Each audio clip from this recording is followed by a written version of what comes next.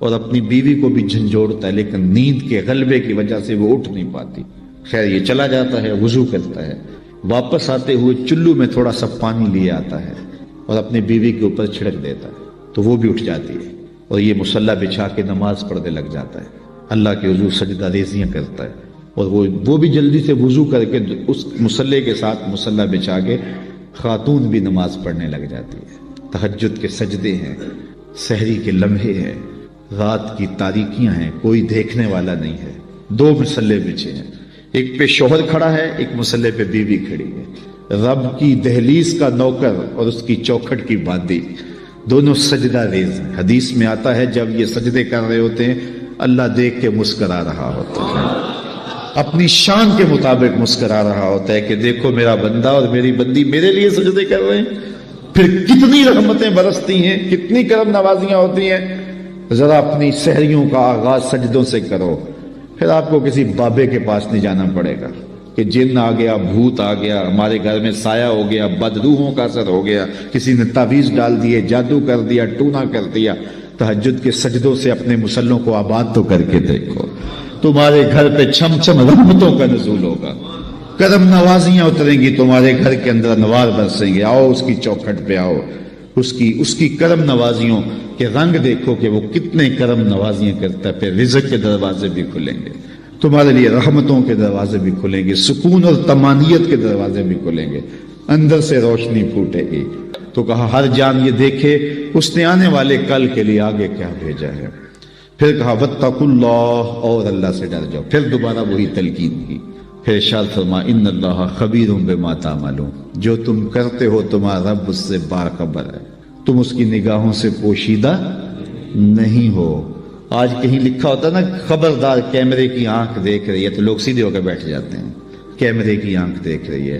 کیمرے کی تو لائٹ بھی بند ہو سکتی ہے، اس کا سسٹم خراب بھی ہو سکتا ہے، لیکن جو رب کے کیمرے لگے ہیں وہ سسٹم کبھی خراب نہیں ہوتا۔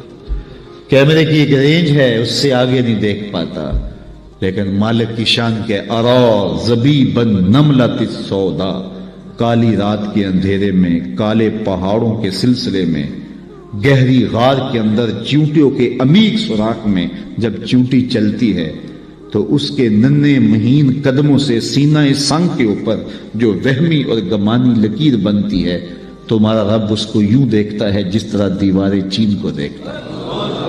اس کی نظروں سے کیا ہماری خلوتیں پوشیدہ ہیں، ہمارے اعمال پوشیدہ ہیں، کیا اس کی نظروں سے ہمارے خیال پوشیدہ ہیں؟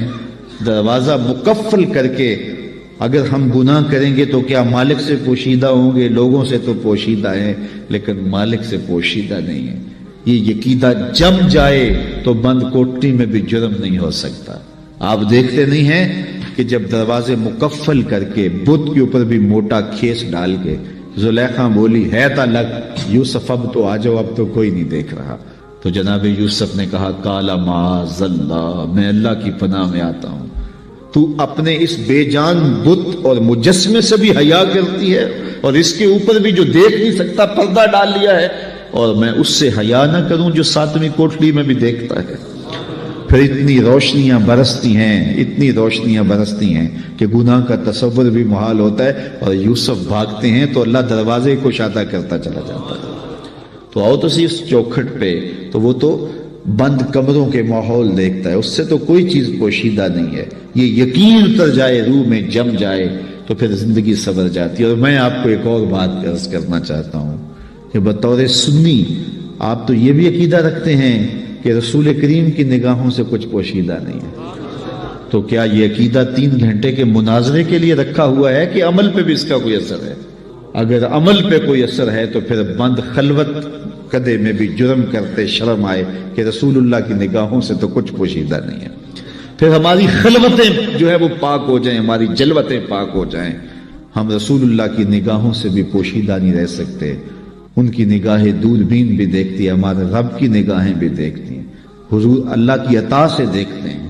تو جب یہ عقیدے جم جائیں گے، روح میں اتر جائیں گے، تو زندگی میں نظم پیدا ہو جائے گا۔ جہاں کوئی سیکورٹی نہیں پہنچتی، کوئی عقیدہ نہیں پہنچتا، کوئی جو ہے وہ کیمرہ نہیں پہنچتا، وہاں یہ عقیدہ پہنچتا ہے ان اللہ خبیر بما تعملون، جو تم کرتے ہو تمہارا رب اس سے باخبر ہے۔ اللہ تعالیٰ جل شانہ نے اس شخص کی کہانی کو بیان کیا ہے جو قیامت کے دن جہنم کی طرف جا رہا ہوگا۔ کچھ لوگ اسے پوچھیں گے ما سلککم فی سقر، کہ تم جہنم میں کیوں جا رہے ہو؟ تو وہ جواب میں کہے گا لم نک من المصلین، کہ ہم نماز نہیں پڑھا کرتے تھے۔ آج جہنم میں جانے کا سبب نماز نہ پڑھنا ہے۔ پنجگانہ نماز ہر عاقل بالغ مرد اور عورت پر فرض کی گئی ہے، اور قرآن مجید میں مختلف صیغوں سے 700 سے زائد مرتبہ اس کی تاکید ارشاد فرمائی گئی ہے۔ سینکڑوں احادیث نماز کی تاکید، فضائل، ادا کرنے کی ترغیب اور نہ پڑھنے پر ترہیب میں وارد ہیں۔ اگر کوئی شخص نماز کا انکار کرتا ہے تو وہ دائرہ اسلام سے خارج ہے، لیکن اگر کوئی سستی کی وجہ سے نماز نہیں پڑھتا، صرف سستی کی وجہ سے نہیں پڑھتا، اللہ کا حکم جانتا ہے، اس کو کہا جائے آؤ نماز کو، تو وہ آگے سے مذاق نہیں کرتا یا نماز کا تمسخر یا استحقار نہیں کرتا، بلکہ بس اپنی سستی کی وجہ سے مسجد میں نہیں آتا۔ جو نماز کو ہلکا جانے، خفیف جانے، وہ بھی دائرہ اسلام سے خارج ہے اور کافر ہے۔ لیکن جو شخص اس کو اللہ کا حکم جانتا ہے اور اس کو پڑھنا اپنے اوپر ضروری سمجھتا ہے لیکن سستی کی وجہ سے پڑھ نہیں سکتا، تو اس کے بارے میں علماء کی آراء مختلف ہیں۔ حضرت امام اسحاق اور حضرت امام احمد رضی اللہ تعالی عنہما آپ تو فرماتے ہیں کہ ایسا شخص کافر ہے اور اس کو قتل کرنا واجب ہے۔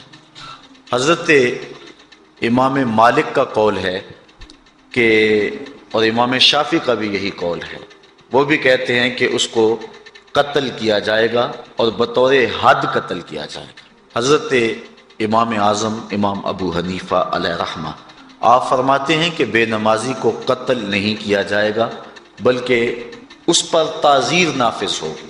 یہ حاکم وقت کی ثواب دید پر ہے کہ وہ اس پر کیا سزا دیتا ہے، اور فرمایا اس کو 7 قید کیا جائے گا اور توبہ کے لیے اس کو زور دیا جائے گا۔ اگر وہ توبہ کر لے تو اس کو قید سے باہر نکال لیا جائے گا، ورنہ اس کو قید رکھا جائے گا۔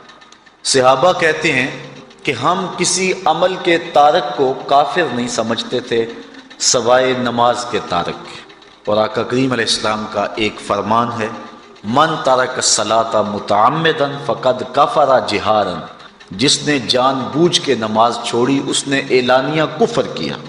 امام اعظم امام ابو حنیفہ علیہ رحمہ وہ فرماتے ہیں کہ یہ حدیث محل ترہیب میں ہے، گویا اس نے کافروں والا کام کیا، اس لیے آپ یہ فتویٰ دیتے ہیں کہ اس کو قید کیا جائے گا اور نماز کی پابندی کا زور دیا جائے گا، اور وہ توبہ کرے تو اس کو چھوڑ دیا جائے گا۔ لیکن باقی ائمہ بعض کہتے ہیں اس کو حداً قتل کیا جائے، اور امام اسحاق اور امام احمد کہتے ہیں اس کو قتل کرنا واجب ہے۔ تو بے نمازی جو اللہ کے حکم کی پابندی سستی کی وجہ سے نہیں کرتا، یہ اس کے لیے حکم ہے۔ جو شخص تحقیر کرتا ہے نماز کی، ہلکا جانتا ہے، تمسخر اڑاتا ہے یا اس کا انکار کرتا ہے، تو اس کے بارے میں علماء کے اندر کوئی اختلاف نہیں ہے، وہ ائمہ اربعہ کے نزدیک کافر ہے، دائرہ اسلام سے خارج ہے، مرتد ہے۔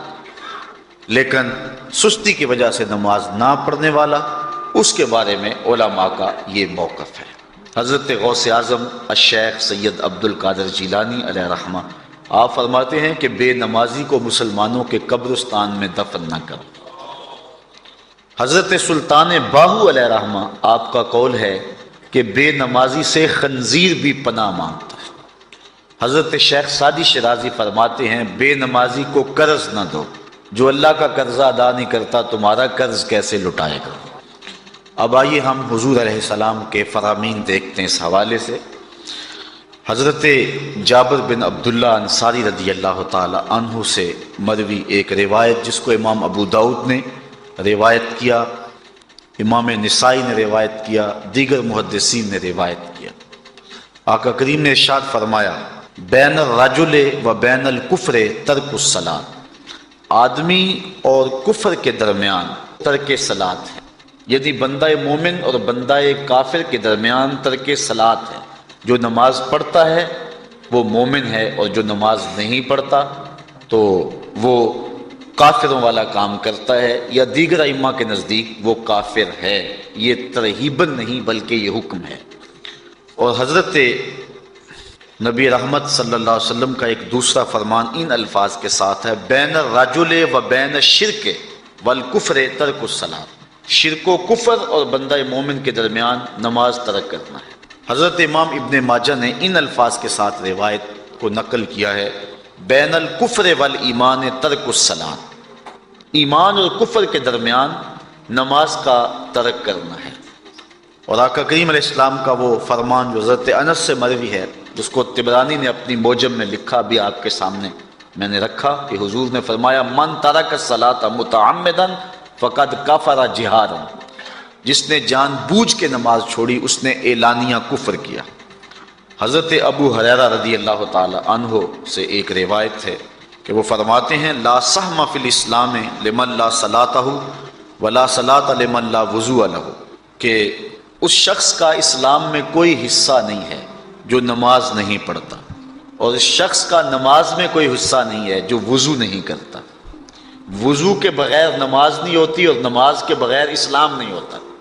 اور اسی روایت کو بالفاظ دیگر حضرت عبداللہ ابن عمر رضی اللہ تعالی عنہ نے حضور سے یوں روایت کیا ہے، طبرانی نے اپنی موجم میں اس کو لکھا لا ایمان لمن لا امانتہ ولا صلاۃ لمن لا طہور لہ ولا دین لمن لا صلاۃ لہ۔ حضور فرمایا کہ اس شخص کا ایمان نہیں جس میں امانت نہیں، اور اس شخص کی نماز نہیں جس کو پاکیزگی حاصل نہیں، اور اس شخص کا دین نہیں جس کو نماز نصیب نہیں۔ حضرت امام ابن ماجہ نے اس روایت کو اپنے الفاظ کے ساتھ روایت کیا ہے۔ حضرت بریدہ رضی اللہ تعالیٰ عنہ اپنے باپ سے روایت کرتے ہیں اور وہ حضور سے روایت کرتے ہیں۔ حضور علیہ السلام نے ارشاد فرمایا ان العہد الذی بیننا و بینہم الصلاۃ فمن ترکھا فقد کفر، کہ ہمارے اور ان لوگوں کے درمیان جو معاہدہ ہے وہ نماز کا ہے، جس نے نماز کو چھوڑ دیا اس نے کفر کیا، یعنی ہمارا اور ان کا پھر اب معاہدہ باقی نہیں رہے گا۔ حضرت امام بخاری نے روایت نقل کی ہے، حضور نے ارشاد فرمایا من ترک الصلاۃ العصر فقد حبط اعمالہ، جس نے عصر کی نماز چھوڑی اللہ اس کے سارے عمل برباد کر دیتا۔ حضرت ابو ہریرہ رضی اللہ تعالی عنہ سے روایت ہے جس کو امام ابن ماجہ نے اور امام نسائی نے روایت کیا ہے، وہ حضور سے روایت کرتے ہیں، بڑی مشہور روایت ہے۔ حضور نے ارشاد فرمایا ان اول ما یحاسب بہ العبد بصلاتہ فان صلحت فقد افلح وانجح وان فسدت فقد خاب وخسر۔ فرمایا قیامت کے دن بندے سے سب سے پہلا حساب نماز کا لیا جائے گا، اگر اس کی نماز ٹھیک ہو گئی تو وہ فلاح پا گیا، اگر پہلا تول ٹھیک آ گیا تو وہ کامیاب ہے، وانجح اور نجات پا گیا، وان فسدت فقد خاب وخسر، اور اگر پہلا تول ہی ٹھیک نہ ہوا تو پھر وہ ذلیل و رسوا ہو گیا۔ حضرت عبادہ بن صامت رضی اللہ تعالیٰ عنہ سے ایک طویل روایت ہے، وہ کہتے ہیں کہ حضور علیہ السلام نے مجھے 7 چیزوں کا حکم دیا، مجھے وصیت کی کہ ان 7 کاموں کو کرنا ہے۔ ان کے اندر جو دوسری چیز تھی وہ حضور نے یہ ارشاد فرمائی وَلَا تَتْرُكُوا الصَّلَاةَ مُتَعَمِّدِينَ فَمَنْ تَرَكَهَا مُتَعَمِّدًا فَقَدْ خَرَجَ مِنَ الْمِلَّةِ، کہ جان بوجھ کے کبھی نماز نہ چھوڑنا، جس نے نماز چھوڑی وہ ملت اسلامیہ سے نکل گیا۔ اور حضرت معاذ بن جبل رضی اللہ تعالی عنہ سے بھی ایک طویل روایت ہے کہ حضور نبی رحمت صلی اللہ علیہ وسلم نے ان کو 10 وصیتیں کی تھی حصول برکت کے لیے۔ یہ ساری حدیث میں آپ کے سامنے رکھ دیتا ہوں۔ کہتے ہیں اوصانی رسول اللہ صلی اللہ علیہ وسلم بعشر کلمات، حضور نے مجھے 10 باتیں ارشاد فرمائیں، حکمت سے بھری اور رحمتوں سے بھری ہوئی ایک ایک بات ہے، ان کے بول بہاروں جیسے اور اصحاب ستاروں جیسے۔ تو اتنا خوبصورت کلام، لہو خورشید کا ٹپکے اگر ذرے کا جگر چیر، حضور نے 10 باتیں حضرت معاذ بن جبل رضی اللہ تعالی عنہ کو بطور وصیت ارشاد کی. کہتے ہیں کالا، حضور نے مجھے کہا، ارشاد کیا، لا تشرک باللہ شیئا وان قتلت وحرقت، اللہ کے ساتھ کسی کو شریک نہ ٹھہرانا، اگرچہ تجھے قتل بھی کیا جائے اور تجھے آگ میں جلا بھی دیا جائے، کبھی بھی اللہ کے ساتھ شریک نہ ٹھہرانا. دوسری بات حضور نے مجھے یہ ارشاد فرمائی، ولا تاس والدیک وان امراک ان تخرج من اہلک ومالک، کہ اپنے والدین کی کبھی نافرمانی نہ کرنا، اگرچہ تجھے حکم دیں کہ اپنے مال کو اور اپنے بچوں کو لے کے گھر سے نکل جا، تو کہا یہ کر لینا، نکل جانا، لیکن والدین کی نافرمانی نہ کرنا. تیسری بات حضور نے ارشاد فرمائی، ولا تترکن صلاۃ مکتوبا متعمدا فإن من ترک صلاۃ مکتوبۃ متعمدا فقد برئت منہ ذمۃ اللہ. فرمایا اے معاذ بن جبل، فرض نماز جان بوجھ کر کبھی بھی نہ چھوڑنا، زندگی میں کبھی نہ ہو کہ تجھ سے فرض نماز چھوٹے، اس لیے کہ جس نے فرض نماز جان بوجھ کے چھوڑ دی، اللہ اور اس کے رسول نے اس سے اپنا ذمہ اٹھا لیا. اب وہ جدھر مرضی جائے، اللہ نے جو ذمہ لیا ہوا ہے مومن کا، اللہ اٹھا لیتا ہے. چوتھی چیز حضور نے جو ارشاد فرمائی، ولا تشربن خمرا فإنہ راس کل فاحشۃ. اے معاذ بن جبل، زندگی میں کبھی بھی شراب نہ پینا، ہر بے حیائی کی جڑ ہے اور بنیاد ہے شراب. پانچویں چیز کہتے ہیں حضور نے جو مجھے ارشاد فرمائی وہ یہ تھی، وَإِيَّاكَ وَالْمَعْصِيَةَ فَإِنَّ بِالْمَعْصِيَةِ حَلَّ سَخَطُ اللَّهِ. کہا کبھی اللہ کی نافرمانی نہ کرنا، اللہ کی نافرمانی سے اللہ کی ناراضگی مول لینے والی بات ہے. اللہ تعالیٰ کی معصیت سے اس کی ناراضگی جائز ہو جاتی ہے، حلال ہو جاتی ہے. اور چھٹی چیز کہتے ہیں حضور نے یوں ارشاد فرمائی، وَإِيَّاكَ وَالْفِرَارَ مِنَ الزَّحْفِ وَإِنْ هَلَكَ النَّاسِ. کہا جب محاذ پہ ڈٹا ہونا تو کبھی پیٹھ نہ پھیرنا، اگرچہ لاشیں جو ہیں وہ گر رہی ہوں اور لوگ ہلاک ہو رہے ہوں، سارے لشکر کے ہلاک ہو جانے کا ڈر بھی ہو، لیکن کہا معاذ بن جبل میں تمہیں وصیت کرتا ہوں کبھی پیٹھ پھیر کے بھاگنا نہیں ہے. حضور نے کہتے ہیں مجھے جو ساتویں چیز ارشاد فرمائی وہ یہ تھی، وَإِنْ أَصَابَ النَّاسَ مَوْتٌ فَاصْبُتْ. اگر تو کسی ایسے علاقے میں رہتا ہو جہاں موت آ جائے، کوئی بیماری آ جائے موت والی، تو علاقہ چھوڑ کے بھاگنا نہ، وہیں رہنا. تیری قسمت میں زندگی ہوئی، تجھے کوئی موت دے نہیں سکتا، اور اگر موت تیرے لیے لکھی گئی ہے تو جہاں مرضی چلا جائے تو موت سے بچ نہیں سکتا. اس لیے ایسے مقام سے بھاگ کر نہ جانا، وہیں ڈٹے رہنا اور وہیں رکے رہنا. آٹھویں چیز کہتے ہیں حضور نے مجھے ارشاد فرمائی، وَأَنفِقْ عَلَىٰ أَهْلِكَ مِن طَوْلِكَ. کہا اللہ نے تجھے جو وسعت دی ہے، تجھے جو مال دیا ہے، اس کو اپنی اولاد پر کھل کے خرچ کرنا، اپنی اولاد سے بخل نہ کرنا. اولاد کے معاملے کے اندر جہاں ان کی ضرورت ہو اس کو کھل کے پورا کرنا ہے. اور حضور نے نویں بات جو ارشاد فرمائی وہ یہ تھی، وَلَا تَرْفَعْ عَنْهُمْ عَصَاكَ أَدَبًا. اپنی اولاد کو ادب سکھانے کے لیے ڈنڈا نہ چھوڑنا، عصا ہمیشہ لٹکا کے رکھنا، کوڑا باندھ کے رکھنا. اور 10ویں چیز کہتے ہیں حضور نے جو مجھے ارشاد فرمائی، وَأَخْفِهِمْ فِي اللَّهِ. اپنی اولاد کے دل میں اللہ کا خوف ڈالتے رہنا، اللہ کا ڈر پیدا کرنا اپنی اولاد کے اندر. تو نے اپنی اولاد کو یونیورسٹیوں اور کالجوں تک پہنچایا، بیرون ملک سے بھی تعلیم دلوائی، لیکن اللہ کا خوف نہ سکھایا. اللہ کا خوف سکھانا اپنی اولاد کو، ایسے لوگوں کی صحبت میں بٹھانا جن کی صحبت میں بیٹھ کر اللہ کا خوف پیدا ہو جائے. ان کو ایسی کتابیں لا کے دینا کہ جن سے خشیت الہی ان کے سینے میں پیدا ہو. اگر تو نے سب کچھ دے دیا، عالی نسب بنگلے دے دی اپنی اولاد کو، تو نے جو ہے وہ بہت اچھی تعلیم دلوا دی اپنی اولاد کو، دنیاوی سوسائٹی کے اندر ان کا وقار بہت بلند ہو گیا، تو نے سب کچھ دے دیا اپنی اولاد کو، اللہ کا خوف نہیں دیا تو کچھ بھی نہیں دیا.